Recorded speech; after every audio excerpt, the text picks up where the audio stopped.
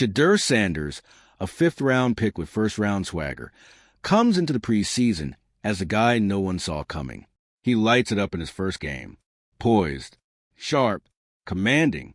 He's not just checking boxes, he's owning the field. Suddenly, the buzz begins. Could Shedeur actually be that guy? Could the Browns finally have a quarterback who isn't just serviceable but special? And then, the rug gets pulled. It wasn't just the benching. If you're into the real story and all the messy twists they don't show on highlight reels, go ahead and subscribe. And if you're sticking around to see how this Browns QB chaos plays out, you should definitely be subscribed. It was when it happened. Final 2-minute drill. The exact kind of pressure-filled moment every young quarterback needs in order to grow. That's when Stefanski yanks Shedeur off the field and throws in, wait for it, Snoop Huntley. Now, if you're wondering, who? You're not alone. Huntley, an emergency backup who hadn't even been with the team long enough to memorize the parking lot layout, was suddenly in charge of the game's most critical drive. For what? To get him tuned, according to Stefanski. Tuned? Was this a preseason game or a piano recital? Fans weren't having it. Analysts weren't having it. And TJ Houshmandzadeh? He definitely wasn't having it. He laid it out in plain English. Stefanski didn't want Shedeur to succeed. Not really. Not visibly. Not if it meant shaking up the depth chart or making his own vet-heavy vision look outdated. Houshmandzadeh, a former wide receiver, and not exactly known for hot takes, called it for what it was: calculated. He's setting the kid up to fail, he said, echoing what every frustrated Browns fan had been screaming into their couch cushion for days. And they weren't alone, because Skip Bayless, in classic Skip fashion, took the gloves off. He called it football malpractice. Said Shedeur was being managed in the worst way possible. And whether you love or hate Skip, he wasn't wrong. The optics? Awful. The strategy? Nonsensical. The timing? Suspicious. But here's where it gets even uglier. After that first preseason performance, Shedeur should have been celebrated. Instead, Stefanski couldn't even muster up a compliment. Nothing beyond a vague, "We're developing all our quarterbacks." No recognition. No momentum.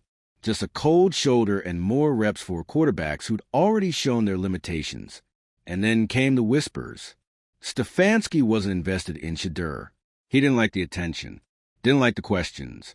Didn't like the prime-time energy Shedeur brought to the locker room. And suddenly, what should have been a developmental success story turned into a case study in subtle sabotage. Every opportunity that should have gone to Shedeur, redirected. Every coaching moment that could have built his confidence, missed. And the final straw, the infamous 2-minute drill, was a moment fans stopped asking questions and started demanding answers. Because here's the deal. Pulling Shedeur in that situation didn't just hurt his rhythm. It sent a message that said, "We don't trust you." A message that echoed loud and clear through the locker room, through the fan base, through every media outlet covering the Browns' quarterback circus. And now, that message is boomeranging right back at Stefanski. The calls for his firing are getting louder. Fans are rallying online. Former players are speaking out. Even local sports radio hosts, usually diplomatic at this stage of the season, are flat out saying it. Kevin Stefanski needs to go, because this isn't just bad coaching. It's a complete failure to adapt, to grow, to recognize when something real is happening right in front of your face. You can't fake the energy Shedeur brought. You can't ignore the spark he created. And yet Stefanski, he's been trying to do just that. Even worse, he's doubling down. Rather than admit he may have mishandled the situation, Stefanski continues to push a team-first narrative, that he's looking at the bigger picture, that every quarterback is being evaluated equally. But if that were true, if this were really about merit, then why is Shedeur the only one getting fewer reps after a breakout performance? It's not adding up, and the fans know it. They've seen this movie before. The Browns draft a promising quarterback, mismanage his development, pit him against veterans, and ultimately waste the opportunity. Johnny Manziel, Deshaun Kaiser, Baker Mayfield, and now, potentially, Shedeur Sanders. But this time, the fans aren't staying quiet. They're chanting at practices, flooding social media with videos, memes, hashtags, petitions, demanding transparency, demanding accountability, demanding Stefanski's resignation. And it's not just fans. It's the analysts, too, the ones who've been watching the Browns closely. They're saying the quiet part out loud.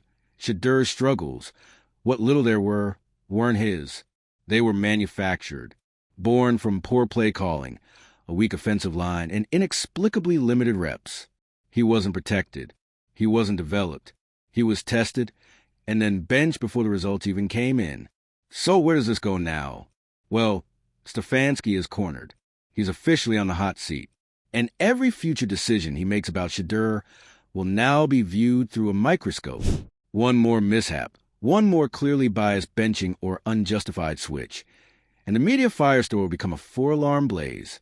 Meanwhile, Shedeur, he's staying quiet, focused, professional, no complaints, no subtle shade, just doing the work, which, honestly, makes the entire situation even more painful to watch. Because this isn't some diva QB demanding special treatment. This is a young player earning his shot and being denied at every turn. If Stefanski had embraced Shedeur's early success, built on it, and let the kid grow, we wouldn't even be having this conversation. Instead, we're here, at a boiling point, with a franchise on the verge of implosion again. And the worst part? This was avoidable. So now, all eyes are on ownership. Because if Jimmy Haslam doesn't step in soon and course correct, either by supporting Shedeur more openly or by reevaluating Stefanski's role, he risks losing more than just a talented quarterback. He risks losing the locker room, the fan base, and the season. So what happens next? Will Stefanski survive the storm? Or will Shedeur's rise finally expose a coaching regime that's been too safe, too slow, and too stubborn for far too long? Time will tell. But if you're listening to the crowd, they've already made up their minds. And they're not chanting for Stefanski. They're chanting for change. There's a pressure cooker building inside the Cleveland Browns organization, and it's not just coming from the fans, the analysts, or the media headlines. No, the most dangerous pressure is coming from within, inside the locker room, inside the coaching offices, inside the very bones of a franchise that is dangerously close to another self-inflicted implosion. You want to know the worst-kept secret in Berea right now? The players see what's happening. And more importantly, they're starting to talk about it. Privately? Definitely. Quietly in position meetings? Absolutely. In passing glances, in locker room group chats, in sideline mutters that never make it into post-game interviews. You don't have to be a detective to pick up the vibe.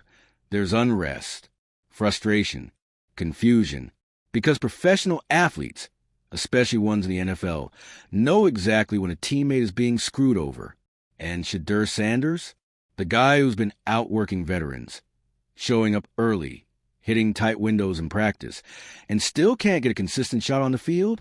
Yeah, everyone's noticing, especially the young guys. This is the part that could really flip the script on Stefanski. Because it's not just about losing games anymore. It's about losing credibility. The minute players feel like their work ethic doesn't matter, that the depth chart is rigged, that politics come before performance, that's when a locker room breaks. Quietly at first, then all at once. We've seen it happen before. Think Urban Meyer in Jacksonville. Think Matt Patricia in Detroit. The collapse always starts with players giving less. Just 5% less effort. Less trust, less buy-in, and when that happens, no game plan in the world can save you. And that's where this is heading. Because Shedeur isn't some random rookie with raw mechanics and a college highlight reel. He's proving he can lead. Even with all this madness swirling around him, he's remained composed. He hasn't thrown Stefanski under the bus. He hasn't whined to reporters. He hasn't even hinted at frustration in public. That's maturity. That's professionalism. That's the exact thing coaches beg their players to demonstrate.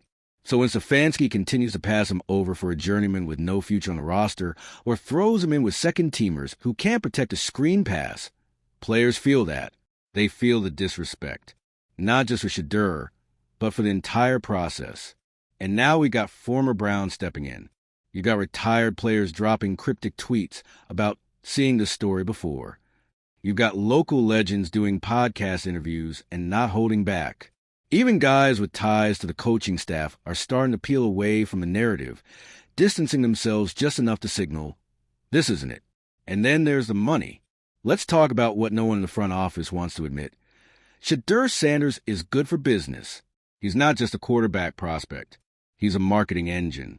He's jersey sales. He's national interviews. He's clicks, views, social media buzz, and primetime camera shots. You don't bench a guy like that unless you have a rock-solid plan. And Stefanski?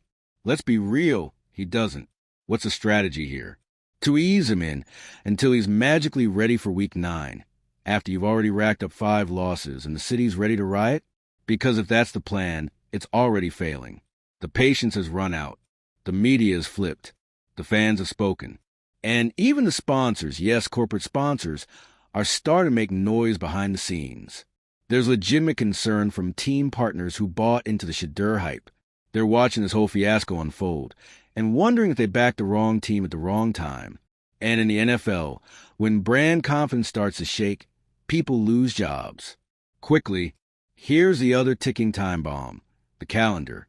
The longer Stefanski delays giving Shedeur meaningful reps, the more damage he's doing to the team's actual future.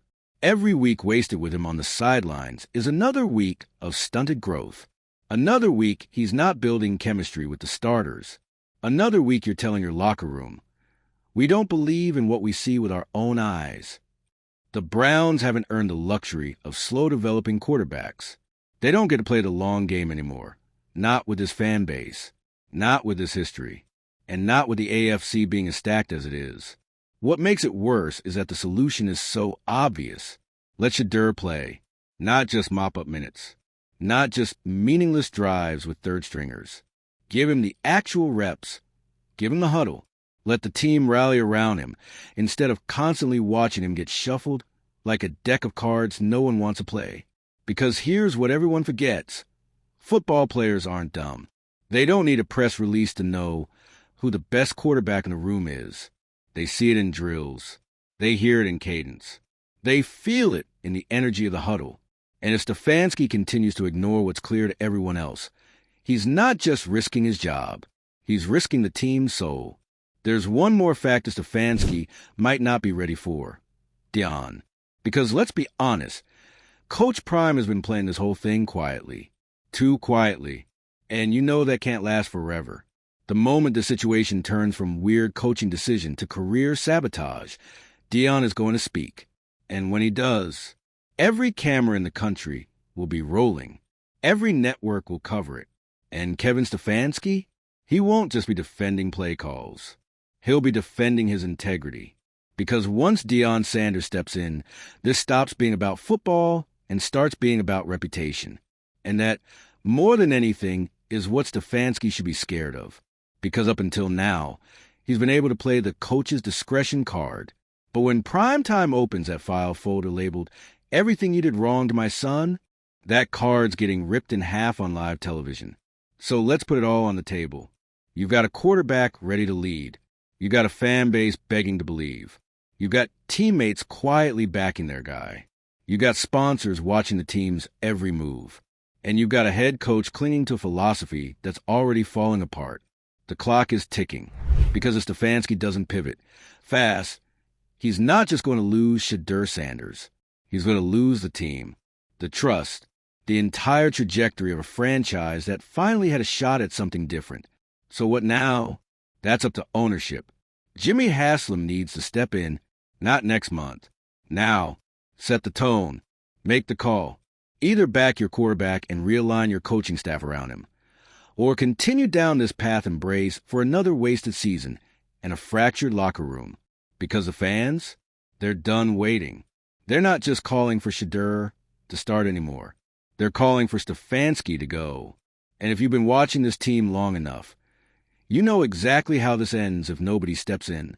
But hey, maybe you see it differently. Maybe you think Shedeur needs more time. Maybe you believe Stefanski's playing 4D chess. Or maybe you've had enough of the excuses. Let's talk about trust. Not the kind you write about in press releases or smile through at press conferences. I'm talking about real trust. The invisible contract between coach and player, between organization and fan base, between potential and the plan to actually unlock it. That trust? It's breaking. Fast. Because every move Stefanski makes at sideline Shedeur Sanders, every rep he gives to a backup with no long-term future, every vague soundbite about developing all our guys equally, chips away at that fragile foundation. And here's the kicker. It's not just about the quarterback anymore. Stefanski's handling of the situation is starting to poison the entire environment. Think about what it's like to be a rookie wide receiver right now in that locker room. You've got chemistry with Shedeur. You've been practicing with him. You've seen him thread needles in 7-on, 7S. You know what he's capable of. But on game day, you're trotting out there with a quarterback you barely practice with, running plays designed for a system that doesn't even fit your skill set. And meanwhile, the guy you trust to deliver the ball is holding a clipboard. How does that build confidence? Or how about the defense? You're out there busting your tail, holding the line, getting stops, flipping the field. And the offense can't string together a meaningful drive because your most dynamic quarterback is still waiting on the sideline. It's a morale killer. And it's dangerous because morale in the NFL is like a crack in the windshield. It doesn't matter if you keep wiping it down or pretending it's not there. One good hit, and it shatters. And let's not forget what this says to the next Shedeur Sanders, the next talented, overlooked quarterback, the next fiery competitor who drops to the 5th round because scouts couldn't categorize his style of play. What are they supposed to think when they see this? That no matter how well you play, no matter how ready you are, it won't matter unless the coach already sees you as his guy? That's not just damaging, it's demoralizing. And here's the real irony. Stefanski had the perfect opportunity to flip the narrative, to be the forward-thinking, modern coach who saw past draft position and leaned into momentum, to trust what was happening in real time instead of clinging to some outdated playbook about rookies needing to sit. Instead, he fumbled the moment. Badly. Now let's talk optics. Because in 2025, perception is reality. This is in 1993, where you could stash your rookie QB and let the beat reporters spin your story. Today, every fan has a voice. Every moment is clipped, tweeted, and dissected in real time. Every facial expression becomes a headline. So when Stefanski pulls Shedeur in the final minutes of a winnable preseason game, not because of injury, not because of performance, but because we want to give Huntley a shot, you don't just alienate your quarterback. You alienate an entire generation of fans who see that moment and immediately understand. You don't want him to win. That's a brutal realization. And the fan base is responding accordingly. They're not just booing. They're organizing. There are literal campaigns forming now. Twitter accounts dedicated solely to calling out Stefanski's treatment of Shedeur. Hashtags popping up that merge fan frustration with biting sarcasm, like hashtag Let Shedeur Cook and hashtag FreeQB5. Entire threads breaking down practice footage like they're doing forensic analysis. It's hilarious, yes, but it's also deeply telling. Fans are invested, not in Stefanski's plan, not in the we're taking it slow narrative, but in Shedeur himself. Because Shedeur represents something rare in Cleveland. A quarterback that doesn't feel like a placeholder. He feels like a movement, which makes it even more baffling that Stefanski is clinging to veterans who, let's be honest, aren't going to carry this team to the playoffs. We know that. He knows that. Everyone in the building knows that. So why are we still pretending like this is a developmental year? The Browns have tried the slow burn approach. They've had the clipboard holding backups. They've had the broken veterans. They've done the whole let's be patient thing. And what has it gotten them? Another quarterback controversy. Another fractured fan base. Another coach on the verge of losing control. At this point, it's not just about Stefanski making the right decision. It's about him realizing the clock is already ticking. And let's not overlook this uncomfortable possibility. What if Stefanski knows Shedeur is better, but he didn't want him to be? What if this whole mess is rooted in pride? In politics? Because let's be real, coaches have egos too. Stefanski didn't draft Shedeur in the first round. He didn't stake his job on him. He didn't build the offense around him. So if Shedeur becomes a guy and the Browns start winning, who gets the credit? not Stefanski. And that could be the real problem here. Not that Shedeur isn't ready, but that Stefanski wasn't ready for Shedeur. And if that's the case, then we're not just talking about a quarterback controversy. We're talking about a power struggle. One that Stefanski is rapidly losing because the players aren't blind. The fans are getting louder. And if ownership starts to feel that pressure, it's over. It'll start with whispers, then a meeting, then a mutual parting of ways with Stefanski stepping away to focus on family. And suddenly, a new interim coach is saying all the right things, talking about resetting the culture, letting talent lead, and giving the team a fresh voice. Then guess what happens? Shedeur Sanders steps in as the starter. Not because of an injury, not because of a press conference, but because that's where the story was always headed. And Stefanski? He'll be another name on the long, long list of coaches who couldn't get out of their own way. So what's next? That depends on who blinks first. Does Stefanski finally admit he misread the moment? Does ownership step in and force the issue? Or does Shedeur, with all the poise and patience he's shown so far, finally go public? Because if he breaks his silence, if Shedeur even hints at being disrespected, undermined, or frozen out, the internet will break, the fan base will erupt, and the Browns will find themselves in yet another quarterback saga they created entirely on their own. You couldn't script it better if you tried. So what do you think? Has Stefanski already lost the locker room? Has Shedeur Sanders been sabotaged by a coach stuck in past? Or is this the growing pain before the Browns finally turn the corner? Drop your take in the comments. And if you're not already subscribed, now's the time, because this QB drama is hitting a new level, and you know we'll be here for every single plot twist. We're watching a franchise unravel in real time. And Shedeur? He's still just waiting for his number to be called.